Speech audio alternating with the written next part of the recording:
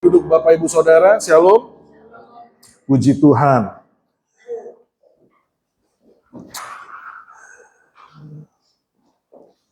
Baik Bapak Ibu, kita akan mendengarkan firman Tuhan dari Kolose 2 ayat 6 sampai dengan ayat yang ke-7. Kolose 2 ayat 6 sampai dengan ayat yang ke-7. Dan tema khotbah kita hari ini adalah hidup tetap di dalam Kristus. Hidup tetap di dalam Kristus. Kolose 2 ayat 6 sampai dengan yang ke-7. Karena ini hanya 2 ayat yang tidak panjang, maka saya mengajak jemaat sekalian untuk kita baca bersama-sama. Mari kita baca, 3, 2, 1, ya. Kamu telah menerima Kristus Yesus Tuhan kita. Karena itu hendaklah hidupmu tetap di dalam Dia. Hendaklah kamu berakar di dalam Dia dan dibangun di atas Dia. Hendaklah kamu bertambah teguh di dalam iman yang telah diajarkan kepadamu. Dan hendaklah hatimu melimpah dengan syukur. Bapak Ibu, di minggu lalu saya sudah menjelaskan apa saja tantangan yang ada yang dihadapi oleh jemaat Kolose. Di antaranya adalah ajaran-ajaran palsu, lalu filsafat dan tradisi-tradisi yang sia-sia, serta adanya penyembahan terhadap malaikat atau makhluk-makhluk selain daripada Kristus. Nah, itu adalah tantangan zaman yang dihadapi oleh jemaat Kolose. Nah, sekarang Bapak Ibu, kita membaca di ayat 6 dan 7, dikatakan di situ hendaklah hidupmu tetap di dalam Dia. Kenapa Saudara? Karena hidup orang percaya setelah menerima Kristus tidak semata-mata bebas dari tantangan, pergumulan, dan pencobaan. Ketika kita menerima Kristus, bukan berarti lalu kita kebal terhadap segala hal. Ketika kita menerima Kristus, bukan berarti jalan kita lalu menjadi lempeng. Lempeng atau lempeng atau apa ya? Lempeng ya. Lempeng. Menjadi zona nyaman dalam hidup kita. Faktanya, seperti yang dialami oleh jemaat Kolose Bapak Ibu, setelah mereka menerima Kristus, justru tantangan tetap ada, pergumulan tetap ada, bahkan pencobaan tetap ada. Nah, karenanya Bapak Ibu, kita harus waspada dan kita harus siap dalam menghadapi serangan-serangan ajaran palsu, filsafat dunia, tradisi sia-sia, ya, seperti yang dialami oleh jemaat Kolose. Nah, Bapak Ibu, kalau kita perhatikan di masa sekarang, Bapak Ibu, kita menghadapi yang namanya masa post-truth. Apa itu post-truth? Post-truth itu adalah di mana yang menjadi kebenaran itu seringkali bukan fakta. Tapi Bapak Ibu, segala sesuatu bisa jadi kebenaran, asumsi bisa jadi kebenaran, hal yang viral bisa jadi kebenaran. Ya. Nah, kita yang berada di zaman post-truth ini Bapak Ibu menjadi tantangan yang luar biasa berat. Kenapa? Karena akan mudah tergoncangkan, akan mudah pikiran kita beralih daripada Injil. Karena dunia kita diisi oleh hal-hal yang tidak berdasar. Ya. Makanya kemarin sempat Bapak Gembala itu share satu hal yang viral, di mana ada satu profesor, kalau nggak salah atau dosen, yang dalam 1 tahun dia menulis ratusan jurnal atas nama pribadinya, dan akhirnya ketahuan itu semua plagiat Bapak Ibu. Wow, bisa mendapatkan gelar itu, bisa mendapatkan pengakuan itu, padahal karya-karyanya merupakan plagiat. Ya kan? Nah, ini hal-hal yang sebenarnya nyata di zaman kita. Nah, karenanya Bapak Ibu, kita sebagai orang percaya setelah menerima Kristus tidak boleh bersantai-santai. Tidak boleh kemudian lengah. Tapi kita harus siap menghadapi serangan-serangan, tantangan zaman, pergumulan. Nah, Bapak Ibu, dalam pembacaan kita tadi, Rasul Paulus menasihati jemaat Kolose supaya hidup tetap dalam Kristus. Jika diterjemahkan dari bahasa Yunani, hidup tetap di dalam Kristus, itu lebih tepatnya diterjemahkan dengan berjalanlah di dalam Kristus. Walk in Christ, walk in Him. Berjalanlah di dalam Kristus. Kenapa berjalan dalam Kristus? Karena yang pertama Bapak Ibu, kita percaya bahwa Yesus itu adalah jalan, kebenaran, dan hidup. Tidak ada seorang pun yang datang kepada Bapa jika tidak melalui Yesus. Yohanes 14 ayat 6. Kenapa berjalan bersama Yesus? Karena Dialah jalan itu. Karena keselamatan hanya melalui Dia. Makanya tadi lagu yang kita nyanyikan, tiap langkahku diatur oleh Tuhan, takut cemas, ya kan? Karena kita bersama Dia, kita berjalan dalam Dia. Lalu yang kedua, kenapa berjalan dalam Dia? Karena itu perintah Tuhan dalam Yohanes 15 ayat 4. Tinggallah di dalamku dan aku di dalammu. Baru kita bisa berbuah. Jadi kalau menurut Yohanes 15, saudara, apa yang menjadi tugas kita orang percaya? Tinggal atau berbuah? Tinggal. Tanpa tinggal, kita nggak bisa berbuah. Kalau kita tinggal, otomatis kita berbuah. Jadi ketika dikatakan berjalanlah di dalam Dia, karena memang hanya di dalam Dialah kita bukan hanya bisa berjalan, tapi berbuah. Nah, dalam 1 Yohanes 2 ayat 6 dikatakan begini, barang siapa mengatakan bahwa ia ada di dalam Yesus, maka ia wajib hidup sama seperti Kristus telah hidup. Artinya saudara, kalau kita berjalan bersama dengan Dia, maka kita pun harus hidup berpadanan dengan Kristus. Nah, ini yang harus kita perhatikan. Kita nggak mungkin katakan berjalan di dalam Dia, tapi hidup kita duniawi sekali, nggak bisa. Nggak bisa, saudara. Karenanya, kalau kita menerima Yesus sebagai juru selamat, maka hidup kita harus berjalan di dalam Dia, dalam Yesus. Karena tidak ada jalan lain yang membawa keselamatan dan kedamaian. Nah, Bapak Ibu Saudara, di ayat 7, Paulus menjelaskan bagaimana hidup tetap di dalam Kristus. Bagaimana cara hidup tetap dalam Kristus? Yang pertama kita lihat di situ adalah hendaklah kamu berakar di dalam Dia dan dibangun di atas Dia. Karenanya yang pertama poinnya adalah saudara, bagaimana hidup tetap dalam Kristus dengan berakar dan dibangun di atas Kristus. Dengan berakar dan dibangun di atas Kristus. Kata berakar itu berasal dari kata rizoo dan hanya muncul 2 kali dalam perjanjian baru, yaitu di Efesus 3 ayat 17 dan di Kolose 2 ayat 7.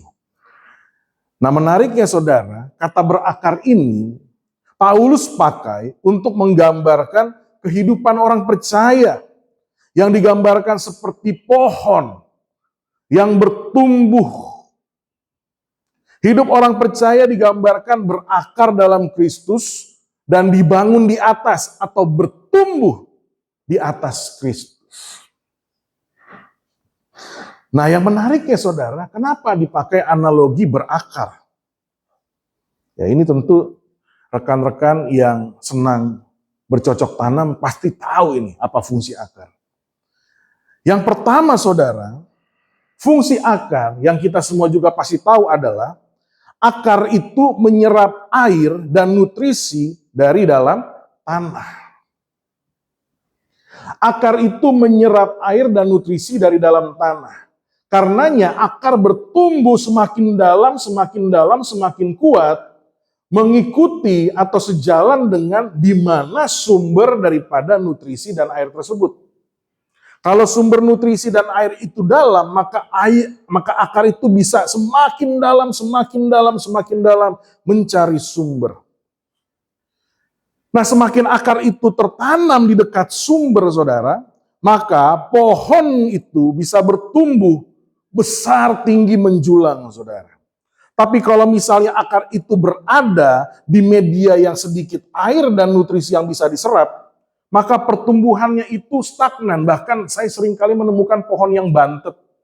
Bukan hanya itu, daunnya itu nggak segar, daunnya layu.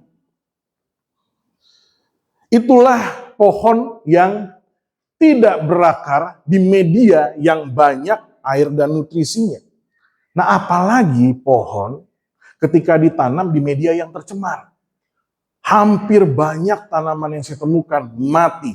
Hanya tanaman tertentu dan khusus saja yang bisa di situ. Tapi itu sedikit sekali spesiesnya. Nah, tapi yang mau saya bagikan di sini, akar itu fungsinya menyerap air dan nutrisi dalam tanah. Nah, karenanya saudara, seperti pohon yang hidupnya bergantung kepada sumber nutrisi, demikian juga hidup orang percaya bergantung pada Kristus. Di mana air dan nutrisi adalah sumber kehidupan yang dicari oleh pohon, yang bisa memberikan kehidupan oleh pohon. Nah, dalam kehidupan orang percaya, sumber kehidupan kita adalah Kristus. Makanya dalam Yohanes 7 ayat 37 sampai 38 Yesus katakan, "Akulah air hidup. Barang siapa percaya kepada Yesus, di dalam hidupnya mengalir air kehidupan." Luar biasa ya. Jadi Yesus ini sangat kontekstual sekali pengajarannya. Yesus datang supaya kita punya hidup dan mempunyainya dalam segala kelimpahan. Yohanes 10 ayat 10b. Jadi jelas sekali saudara, dia sumber kehidupan. Kalau hidup kita mau bertumbuh, hidup kita mau kuat, maka kita harus berakar kuat di dalam Kristus yang adalah sumber kehidupan. Dan ini ditegaskan lagi dalam Yohanes 3 ayat 16. Barang siapa percaya kepadanya tidak akan binasa, melainkan beroleh hidup yang kekal. Nah saudara, jadi berakar dan dibangun di atas dia memiliki arti bahwa kita harus berharap penuh kepada Kristus sebagai sumber kehidupan. Sepenuhnya mengandalkan Tuhan dalam hidup kita. Pengharapan kita hanya kepada Kristus. Gak ada hal lain yang bisa diharapkan selain Kristus. Karenanya kalau kita baca, kita mundur ke belakang, Kolose 1 ayat 23 dikatakan jangan mau digeser dari pengharapan Injil. Artinya jangan kita mau berharap dari sumber lain selain Kristus yang diberitakan Injil. Injil berkata Yesus juru selamat. Kita diselamatkan oleh iman. Anugerah Allah diberikan kepada kita. Kalau dikatakan kita berakar, berarti saudara, itu yang kita pegang. Pengharapan kita hanya kepada Yesus, saudara. Nah, realitas sih saudara, banyak ditemukan orang-orang percaya, mereka berharap pada hal-hal yang lain. Sehingga apa yang terjadi? Kehidupannya kehilangan sukacita dan damai sejahtera. Makanya dikatakan firman Tuhan ini juga bicara soal akar, saudara. Akar dari segala kejahatan adalah cinta uang. Iya kan? Ngomong akar lagi nih. Ya, jadi ternyata kejahatan juga bisa berakar. Dan akarnya itu, saudara, bukan cinta Tuhan, tapi cinta uang. Nah, di dalam Kolose 2 ayat 6 dan 7 kita diingatkan supaya hidup kita bisa berbuah kebaikan, supaya hidup kita bisa berbuah dalam segala hal. Akarnya harus di dalam Dia, yaitu Kristus. Jadi bukan dalam hepeng, saudara. Tahu hepeng? Itu. Ya. Bukan berarti lalu setelah mendengar firman ini kita punya uang lalu kita bawa ke mimbar, saya persembahkan semua untuk Tuhan. Gak gitu juga. Gak gitu juga. Tapi ini bicara, akar itu bicara soal apa tadi? Pengharapan. Seringkali kita salah menaruh pengharapan. Kita menaruh pengharapan kepada uang, penghasilan, usaha kita.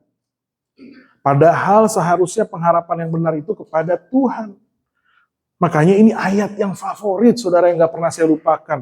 Matius 6 ayat 33. Yang bunyinya adalah, carilah dahulu kerajaan Allah dan kebenarannya. Maka semua akan ditambahkan kepada kita semua. Carilah dulu kerajaan Allah bukan berarti kita buka handphone, lalu kita klik Google Maps, kita tulis kerajaan Allah. Cari rute, bukan begitu saudara. Carilah dulu kerajaan Allah, artinya saudara, kita berharap penuh. kepada Tuhan. Seperti sebuah kota, kalau saudara suka nonton film Kolosal, itu kan sering dalam skenarionya ada kota, dia dikepung musuh. Ya. Ini salah satu film Lord of the Rings, ya, yang suka nonton nih. Ya, Lord of the Rings trilogi, tapi trilogi yang satunya. Ini di Lord of the Rings ini juga sering ditampilkan kota manusia yang terkepung oleh orcs. Lalu dia mengirimkan sinyal kepada kerajaan sekutunya. Ketika mereka sudah dikepung, saudara, belum datang, saudara. Tapi rajanya bilang, kita maju, kita lawan, biarin mati, pokoknya maju. Bantuan pasti datang. Bantuan pasti datang. Artinya apa? Dia memiliki pengharapan. Makanya apa yang terjadi, saudara? Dia tetap berjuang, dia tetap bekerja. Tapi saya juga melihat film kolosal yang lain, saudara, di mana satu ketika kondisinya berbeda. Mereka sudah terkepung, terpojok, nggak ada bantuan lagi, nggak ada pengharapan. Itu raja dan ratunya langsung menenggak racun bunuh diri, saudara. Nggak punya pengharapan. Apa yang terjadi ketika kita nggak punya pengharapan? Itu seperti tanaman yang mati akarnya, saudara. Pohonnya pun seluruhnya mati. Nanti saya cerita. Itu yang poin pertama, saudara. Akar menyerap air dan nutrisi dalam tanah. Fungsi akar yang kedua pada umumnya adalah menopang tanaman. Jadi akar itu menopang tanaman. Akar tumbuh memanjang sehingga bisa menopang tanaman dalam pertumbuhannya. Semakin tinggi menjulang pohonnya, pasti akarnya semakin kuat tertanam. Demikian juga hidup kita. Ketika kita berakar dalam Kristus, maka hidup kita bertambah kuat, bertumbuh teguh. Tidak mudah jatuh, rubuh, dan terhempas sekalipun oleh angin badai permasalahan dan pencobaan. Nah ini saudara yang harus kita perhatikan. Ternyata dalam hidup kita, itu sering datang angin. Angin badai. Badai permasalahan, pencobaan, saudara. Yang kita nggak undang bisa tiba-tiba datang. Nah karenanya supaya kita bisa tetap teguh berdiri, maka akar kehidupan kita harus dalam di dalam Kristus. Supaya kita bisa berdiri teguh. Nah saudara, dalam Matius 13 ayat 8, di situ ada perumpamaan tentang penabur benih. Kalau ada yang ingat, ada benih yang ditaburkan pertama kemana? Pinggir jalan. Segera dipatok burung, hilang. Lalu ada yang ditabur jatuh ke tanah berbatu. Lalu jatuh ke semak berduri. Tapi yang terakhir jatuh kemana? Tanah yang baik. Nah saudara perhatikan apa yang dimaksud tanah yang baik.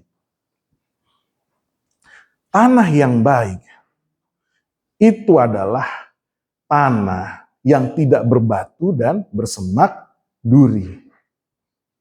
Kenapa ada tanah yang tidak berbatu dan tidak bersemak duri? Kan begitu. Karena dibersihkan, simpelnya begitu aja. Ya, karena dibersihkan. Ya. Saudara lihat di alam liar sana. Kalau enggak tanah itu bekas diinjak orang, kalau enggak memang dibersihkan orang, pasti enggak ada tanah yang bersih. Enggak ada tanah yang baik. Semuanya seringkali berbatu, semuanya seringkali ada semak duri. Jadi tanah yang baik itu bicara soal tanah yang mau dibersihkan. Nah saudara, iman pengharapan kita akan bertumbuh kuat, menopang kita ketika tanah hati kita bersihkan dari segala batu-batu dan semak duri. Batu-batu itu bicara apa? Kekerasan hati. Semak duri bicara apa? Kekhawatiran. Supaya hidup kita bisa tinggi, teguh, kuat, maka kita harus perhatikan media hati kita. Jangan kita biarkan hati kita dipenuhi dengan kepahitan, kekecewaan, kekhawatiran. Karena kalau kita izinkan batu-batu semak duri itu ada dalam hati kita, percayalah, Ketika orang merendahkan engkau, engkau akan mundur dari imanmu. Ketika orang menghina engkau, engkau akan merespon dengan tidak seperti Kristus. Tapi kalau kita izinkan hati kita bersih, dalam sulit, dalam penghinaan, di dalam duka, kehilangan, kita masih bisa melihat maksud Tuhan yang baik. Ya, saya jadi ingat kemarin tuh anak youth, dia sharing di sini tentang up and down dipimpin oleh Bona. Dari 6 orang, yang down 3. Yang up 3. Ya. Tapi dalam down itu yang saya pelajari, meskipun down, tetap datang kiut. Nah ini yang luar biasa kan. Banyak orang udah down, malas ibadah. Nah ini. Nah ini nih, ini. ini. Ini. Gak boleh ya. Walaupun down lagi dalam keadaan susah, harus punya kerinduan. Itu tandanya tanah hatinya baik. Amin. Iya. Tapi kalau misalnya kita udah down, lalu kita meninggalkan Tuhan, nah ini tandanya ada batu-batu dan semak duri. Nah itu saudara, supaya hidup kita bisa ditopang bertumbuh kuat, mari miliki tanah yang baik, hati yang baik. Sehingga ketika permasalahan, pencobaan, tantangan datang, kita tidak roboh, tapi kita tetap menjulang dan berbuah pada musimnya menjadi berkat bagi sesama. Itu yang pertama, saudara berakar. Tapi sebelum lebih lanjut, saudara, saya punya pengalaman baru-baru ini. Jadi rumah saya lagi direnovasi. Tapi sebelumnya, ya kalau mungkin Cepi juga perhatikan, dekat kandang anjing itu ada satu tanaman tinggi menjulang, kira-kira lebih tinggi dari saya. Batangnya kecil, saya baru tahu ternyata itu namanya pohon salam atau daun salam itu, ya, daun salam. Nah, saya punya hobi baru, piara lele dalam ember. Jadi lele itu saya pindahkan ke depan kandang anjing. Nah, kebetulan tanaman dalam pot ini, saudara, itu menghalangi. Nah, saya berinisiatif mau pindahkan tanaman itu. Saya angkat, waduh nggak bisa, potnya yang hancur. Setelah saya geser-geser, goyang-goyang, ternyata pohon tersebut akarnya menembus pot. Sampai ke bawah tanah berbatu, saudara. Akhirnya saya menyerah. Nah kebetulan kemarin pada waktu renovasi, mama saya bilang pindahin itu pot sama tukang. Tukang nggak bisa pindahin, akar yang di bawah pot itu dipotong. Iya kan? Dipotong, dipindahin. Dalam hitungan hari, 1 hari itu daunnya layu semua. Lalu mama saya bilang, udah tenang aja, nanti disiram hijau lagi. Saya nguras lele, saya siram, saudara. Ada kali 2 baskom saya siram sampai basah tanah. Dan besoknya juga disiram lagi. Nggak tumbuh lagi. Mama saya bilang, kok nggak tumbuh ya? Saya bilang begini, tentu aja.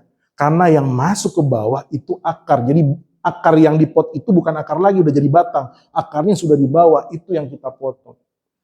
Ketika akar itu nggak ada, mau treatment apapun, nggak menghidupkan lagi, saudara. Nah makanya kita harus sungguh-sungguh pada pengharapan kita. Karena kalau kita sudah kehilangan pengharapan, mau tiap minggu ke gereja, mau dikotbahin sama keluarga, sama pendeta, mau diomongin sama orang terdekat kita, Yesus baik. Udah mati, saudara. Udah mati. Hati-hati dengan pengharapan kita, saudara. Ya. Makanya saya sering kali ada dengar teman, aduh, ini saudara ya, kalau udah pindah, udah berubah roda kehidupannya, udah jadi kaya, lupa Tuhan. Ya wajar. Karena pengharapannya udah mati. Udah gak berharap lagi sama Tuhan. Berharapnya udah sama cuan, bukan Tuhan. Mirip-mirip loh cuan sama Tuhan itu. Mirip loh. Ya kan? Mirip loh. Tuhan sama cuan tuh mirip loh. Tapi ternyata beda sekali. Yang satu sumber kehidupan. Yang satu tidak menghidupkan. Nah makanya saudara, mari kita jaga akar kita. Yang kedua, bagaimana hidup tetap di dalam Yesus. Dengan bertambah teguh di dalam iman kepada Yesus. Saudara, kita tahu dalam Ibrani 11 ayat 1, iman adalah dasar segala sesuatu yang kita harapkan dan bukti dari segala sesuatu yang tidak kita lihat. Melalui iman, kita dapat percaya kepada Allah yang tidak terlihat. Melalui iman, maka kita percaya janji-janjinya meskipun janjinya belum tergenapi dalam hidup kita. Melalui iman, maka kita bisa dengan sukacita melakukan firman walaupun kita menderita. Itu iman. Karena apa yang belum kita lihat tapi kita percaya. Nah, firman Tuhan bilang, bertambah teguh di dalam iman kepada ajaran, yaitu kepada Yesus. Nah, perhatikan di sini saudara, bagaimana kita bisa tetap di dalam Kristus. Yang pertama berakar dan dibangun di atas Dia. Yang kedua, bertambah teguh. Bertambah teguh itu dalam bahasa Yunaninya aslinya dari kata bebaio, yang artinya stabilitas. Mantap. Jadi Paulus menasehati agar kita orang percaya memiliki kestabilan, kemantapan di dalam iman yang telah diajarkan kepada kita. Ya. Kepada iman yang diajarkan pada kita. Yaitu iman kepada Yesus. Karenanya saudara, seperti yang dikatakan dalam Efesus 4 ayat 14 sampai 15, coba dibuka Efesus 4 ayat 4 sampai 15. Firman Tuhan. Kenapa kita harus bertambah teguh? Efesus 4 ayat 14 sampai dengan 15. Nah, firman Tuhan dikatakan di sini, sehingga kita bukan lagi anak-anak yang diombang-ambingkan oleh rupa-rupa angin pengajaran, oleh permainan palsu manusia dalam kelicikan mereka yang menyesatkan. Ayat 15. Tetapi dengan teguh berpegang kepada kebenaran. Di dalam kasih kita bertumbuh dalam segala hal karena Dia, Kristus yang adalah kepala. Jadi kalau kita teguh berpegang pada kebenaran, kita tidak akan diombang-ambingkan oleh rupa-rupa angin pengajaran, permainan palsu manusia, dan kelicikan mereka yang menyesatkan. Nah, jadi penting sekali saudara, untuk punya keteguhan, kestabilan iman. Nah, artinya, maka kita perlu memiliki sahabat rohani, pembimbing rohani, kakak rohani, bapak rohani yang benar. Dan komunitas yang benar. Sama seperti Kolose, kenapa mereka bisa bertahan dalam rupa-rupa angin pengajaran filsafat dan tradisi? Karena mereka punya pelayan yang benar. Siapa itu? Epafras. Makanya mereka sebagai jemaat bisa berdiri teguh dalam pengajaran. Nah saudara, kita bergereja bukan hanya untuk berkumpul, tapi kita juga membangun iman, bertumbuh di dalam iman, pengenalan akan Yesus.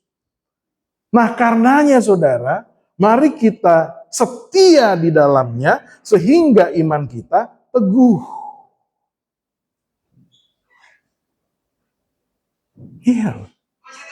Saya punya teman-teman saudara. Itu dalam di kantor. Itu kalau kami lagi ngopi sebelum kerja, itu seringkali mereka sharing. Ada satu teman saya yang lebih senior, dia kecewa sekali. Kecewa sekali. Dengan hamba Tuhan di gereja. Kenapa? 13 tahun dia melayani. Di rayon. Cuma gara-gara waktu Imlek kemarin, dia diundang makan oleh jemaat, yang bukan jemaat ini, ex-jemaat ini, lalu dia datang, terus habis itu diskors, saudara. Diskors. Oh, kecewa dia. Dia bilang, kok ada ya hamba Tuhan begini? Dicurhat panjang lebar. Tapi waktu dia selesai ngomong, saya ngomong begini, nggak semua hamba Tuhan seperti itu. Kebetulan aja kamu mengikuti hamba Tuhan yang tidak benar. Makanya di situ saya bersyukur. Aduh, saya bersyukur Tuhan. Di mana Tuhan pimpin saya. Saya juga bukan dari gereja ini dari awal, saudara. Saya punya histori. Tapi saya bersyukur Tuhan memimpin. Makanya progresif. Ini bukan Kristen progresif ya. Makanya progresif. Ada satu perkembangan yang baik gitu loh, saudara. Saya dipertemukan, saya beruntung. Saya dipertemukan dengan hamba-hamba Tuhan, dan ketika hamba Tuhan ini udah mulai, Tuhan kasih tanda-tandanya, sehingga saya dipertemukan lagi. Karena percaya nggak saudara, pertemuan saudara dengan pembimbing rohani, sahabat rohani, itu anugerah Tuhan. Anugerah Tuhan. Saya juga punya bapak-bapak rohani. Di Bekasi ada beberapa, di Jakarta ada beberapa. Dan yang saya heran, kok mereka mau ya melihat saya bukan siapa-siapa. Anak pendeta juga bukan. Artinya pertemuan kita, relasi kita dengan orang-orang yang cinta Tuhan, orang-orang yang menuntun kita dengan benar, itu adalah kasih karunia Tuhan. Karena percaya nggak saudara?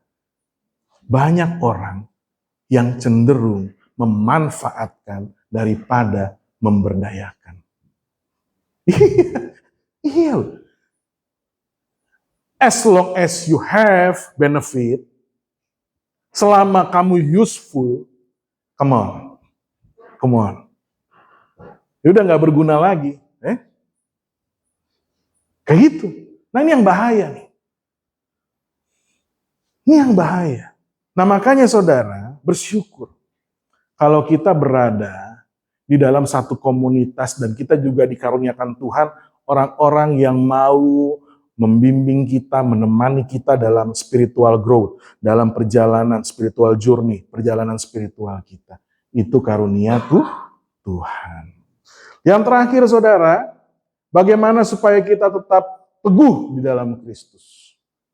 Tetap di dalam Kristus. Yang ketiga, hati kita melimpah dengan syukur. Nah saudara, dalam Kolose 3 ayat 17 dikatakan begini, dan segala sesuatu yang kamu lakukan dengan perkataan atau perbuatan, lakukanlah semuanya itu dalam nama Tuhan Yesus, sambil mengucap syukur oleh Dia kepada Allah Bapa kita. Artinya apa saudara? Semua tindakan kita harus disertai rasa syukur kepada Tuhan, karena Dia telah mengaruniakan kesempatan, kehormatan, kekuatan, penyertaan, pertolongannya kepada kita, sehingga segala perkara dapat kutanggung di dalam Dia. Filipi 4 ayat 13. Saudara, segala yang kita lakukan harus dengan ucapan syukur. Dan perhatikan nih yang mau saya katakan saudara. Kesetiaan kita kepada Tuhan hanya bisa kita lakukan kalau hati kita melimpah dengan syukur. Kalau hati kita tidak melimpah dengan syukur, kita akan dengan mudahnya berubah setia. Itu yang dialami bangsa Israel sebagai contoh. Mereka dibawa keluar dari perbudakan sekian ratus tahun, hanya melewati padang gurun saja, mereka lupa bersyukur. Dan ketika mereka lupa bersyukur padahal di hadapannya physically ada tiang awan, tiang api. Ketika mereka lupa bersyukur, pandangannya bukan kepada Tuhan yang nyata di tiang awan dan tiang api. Pandangannya, pikirannya kepada apa? Ikan asin di Mesir.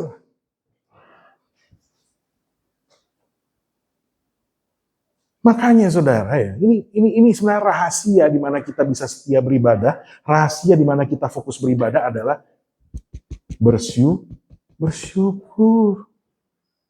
Kalau kita nggak bersyukur saudara, tubuh kita bisa di dalam peribadatan. Kehadiran kita bisa di gereja. Tapi pandangan kita, pikiran kita nggak kepada Tuhan. Tapi kepada masalah. Iya. Dan apa yang terjadi ketika kita nggak penuh dengan ucapan syukur? Kita akan mudah bersungut dan menyalahkan Tuhan.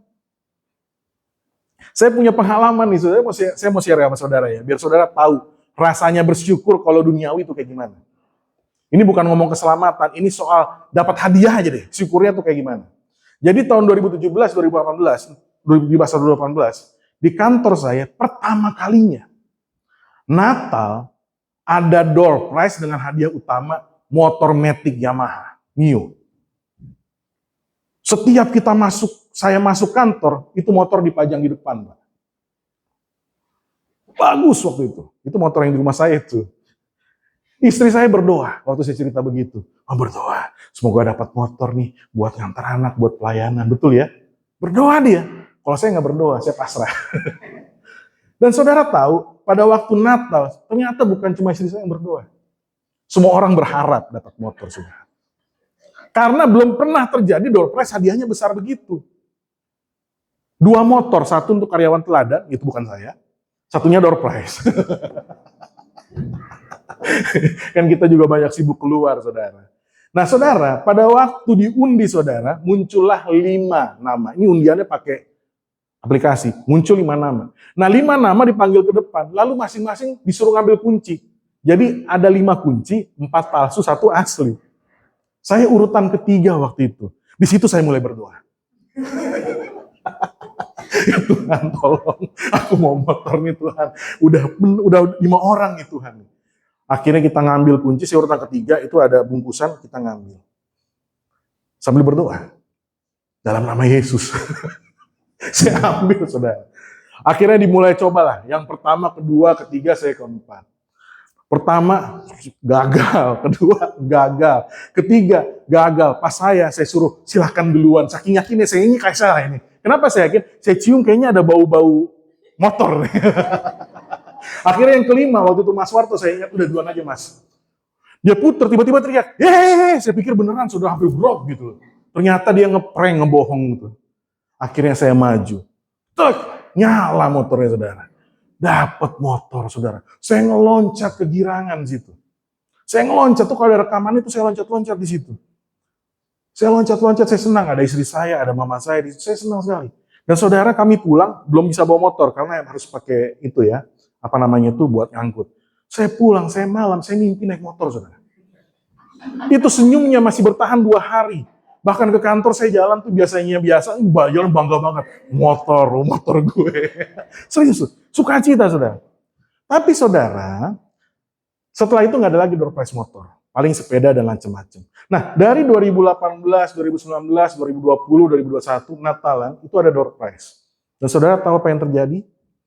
Setiap door prize saya ngambil nomor, nggak pernah dapat.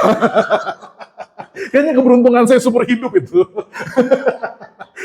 Tapi saudara, ini yang mau saya ceritakan. Meskipun saya nggak dapat, tapi saya masih bisa ketawa dan senyum-senyum. Karena apa? Sekalinya ada door prize motor, saya dapat. Jadi sukacitanya itu bertahan lama. Teman-teman bersungut-sungut, dia nggak ada, aduh gue nggak dapat blender, aduh gue nggak dapat setrika, aduh gue nggak dapat kipas, aduh gue nggak dapat TV padahal gue incer. Saya mah, gue udah dapat motor kemarin. Nah saudara, saya mau gambarkan di sini, kalau kita menyadari kita sudah mendapat anugerah keselamatan saudara, hal lainnya tuh cuma bisa buat kita ketawa kok. Apa sih? Nggak dapat warisan? Apa sih? Nggak punya keturunan? Nggak dapat jodoh? Nggak sembuh? Apa? Ketawa aja. Karena lebih daripada itu, takdir kita sudah diubahkan dari binasa menuju kekal. Iya loh. Sisanya, kalau masalah kekekalan aja Tuhan bekerja, apalagi masalah kebutuhan. Karenanya kenapa kita nggak mengucap syukur aja gitu, saudara. Iya. Saya dapat motor itu 2018, setelah itu nggak pernah dapat, tanya istri itu. Setiap ngambil nomor, mau dapat 3 nomor, 4 nomor, kita pegang, ngambil banyak, tetap sisa panitia gitu. Nggak dapet. Teman-teman bilang, oh kutukan karena kemarin menang motor.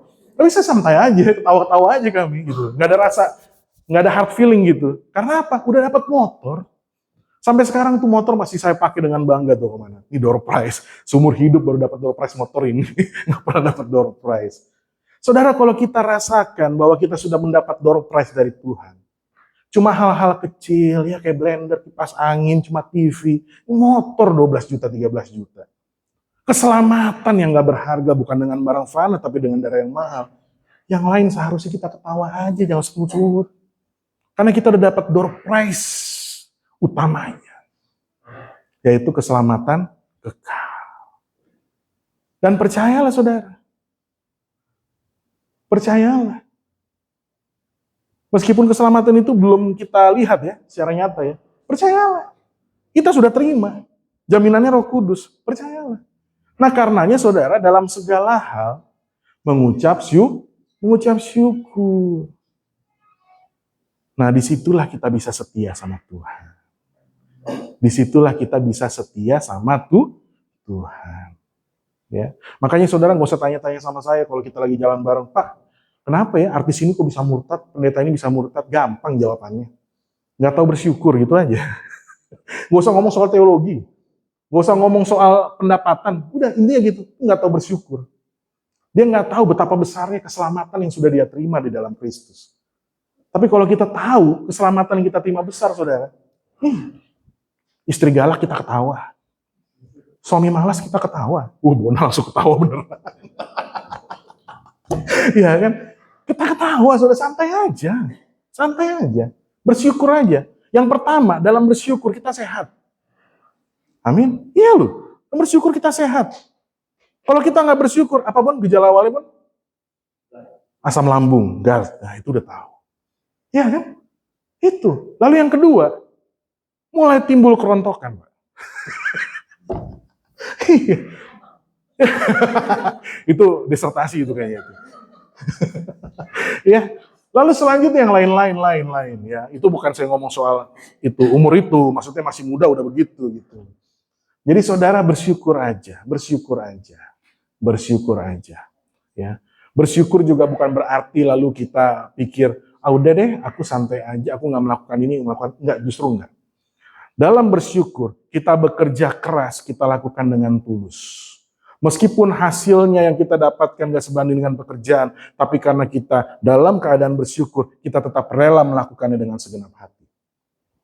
Saya temukan teman-teman di kantor saya itu mulai kerjanya asal-asalan. Kenapa? Kok gaji gak naik-naik? Gak bersyukur. Padahal kerjanya udah di BPP. Tahu BPP? Tahu gak BPP? Bapak pasti pelihara.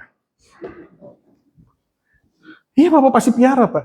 Loh, saya dari situ selama kerja di situ. Kerja cuma gaji segitu, tapi berkat dari mana-mana loh. Dari pelayanan mana-mana. BPP itu Bapak pasti pelihara. Itu udah saya ubah namanya. Bukan Badan Pengurus Pusat GBI lagi. Bapak pasti pelihara. God bless you. Jadi saudara mengucap syukur. Nah saudara, sebagai penutup saudara, saya akan jelaskan lagi yang 3 tadi. Kita hidup dalam Yesus, yang pertama berakar dan dibangun di atas Dia. Yang kedua bertambah teguh dalam iman kepada Yesus. Lalu yang ketiga, mari hati kita melimpah dengan syukur. Melimpah dengan syukur. Kata melimpah artinya syukur kita itu terlihat dari gerak-gerik kita, dari perilaku kita. Sama seperti saya dapat motor, saya melompat ketika saya menerima keselamatan dalam memuji Tuhan, dalam melayani. Ada antusiasme, ada gairah. Ada sukacita yang dirasakan dimanapun kita berada. Karenanya saudara, mari kita hidup tetap dalam Yesus. Seperti firman Tuhan dalam Yeremia 17 ayat 7-8. Diberkatilah orang yang mengandalkan Tuhan, yang menaruh harapannya kepada Tuhan. Ia akan seperti pohon yang ditanam di tepi air, yang merambatkan akar-akarnya ke tepi batang air, dan yang tidak mengalami datangnya panas terik, yang daunnya tetap hijau, yang tidak khawatir dalam tahun kering, dan yang tidak berhenti menghasilkan buah. Amin saudara. Jadi mengandalkan Tuhan, berharap penuh kepada Tuhan. Maka walaupun ada panas terik, tapi kita tidak mengalaminya. Walaupun ada musim tahun kering, tapi kita tetap hijau dan tidak berhenti menghasilkan buah. Amin untuk firman Tuhan. Saya undang pemain musik.